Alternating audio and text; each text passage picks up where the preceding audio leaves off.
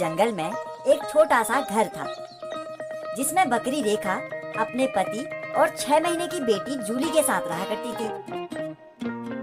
रेखा और बकरियों के घरों में झाड़ू पोछे का काम किया करती और उसका पति मार्केट में एक सब्जियों का ठेला चलाया करता था। वे दोनों सुबह ही अपने काम के लिए घर से निकल जाते और शाम होने तक ही घर को वापस लौटते थे। जूली दिन भर घर के अंदर अकेले ही बैठी रहा करती। बाहर से दरवाजा बंद होने के कारण शाम को अपने माँ पापा के आने के बाद ही जूली घर से बाहर खेलने जाया करती थी। एक दिन जब जूली घर के अंदर ही अंदर बहुत बोर हो गई थी और पास ही की एक खिड़की में से बाहर झांक रही थी, तभी उसके दिमाग में एक बुरा बात आया। उसने उस खिड़की के नीचे से एक स्टूल रखा और उसमें चढ़कर जैसे तैसे घर से बाहर निकल आई। जूली बहुत खुश हो गई। वो पास के ही एक बगीचे में जाकर फूलों के साथ खेलने लग गई। झाड़ियों के पीछे एक खूंखार भेड़िया कब से शिकार की ताक में लगा हुआ था। जूली को देखते ही वो दबे पांव मौका पाते ही उस पर झपट्टा मारकर उसे वहां से उठा ले गया। जूली ने खुद को बचाने के लिए बहुत कोशिश की, लेकिन भेड़िया उसे छोड़ने के लिए तैयार नहीं था। वो उसे सीधे उठाकर अपनी गुफा के अंदर ले आया। जूली बहुत डर गई थी। उसे पता था कि अब भेड़िया उसे मार डालेगा। उसे अपने घर से बाहर नहीं निकलना चाहिए था। वो ये सब सोच ही रही थी कि तभी उसकी नजर वहां पर रखी हुई एक बांसुरी पर पड़ी। भेड़िया उस बांसुरी को अक्सर बजाया करता था। जूली को अपनी माँ की बात याद आ गई। उसकी माँ ने उसे बताया था कि भेड़ियों को बांसुरी बजाने का बहुत शौक होता है। जूली ने अपनी जान बचाने के लिए थोड़ी सी चालाकी दिखाई। वो भेड़िए से बड़े नरम स्वर में बोली,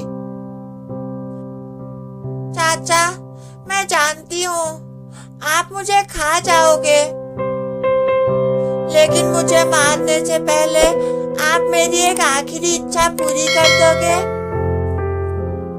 भेड़िए ने उसकी आखिरी इच्छा पूछी तो जूली ने जवाब दिया, मैंने सुना है आप बांसुरी बड़ी अच्छी बजाते हो। मुझे ना बांसुरी की धुन बहुत अच्छी लगती है। आप थोड़ी देर के लिए मुझे बांसुरी सुना सकते हो? भेड़िए ने सोचा, अब शिकार तो हाथ आ ही गया है, थोड़ी देर बांसुरी बजा लेने में क्या हर्ज है। वो बैठ गया और उसने बांसुरी बजाना शुरू कर दिया। थोड़ी देर बाद जब भेड़िए ने बांसुरी बजाना बंद किया तो जूली उसकी तारीफ करते हुए बोली,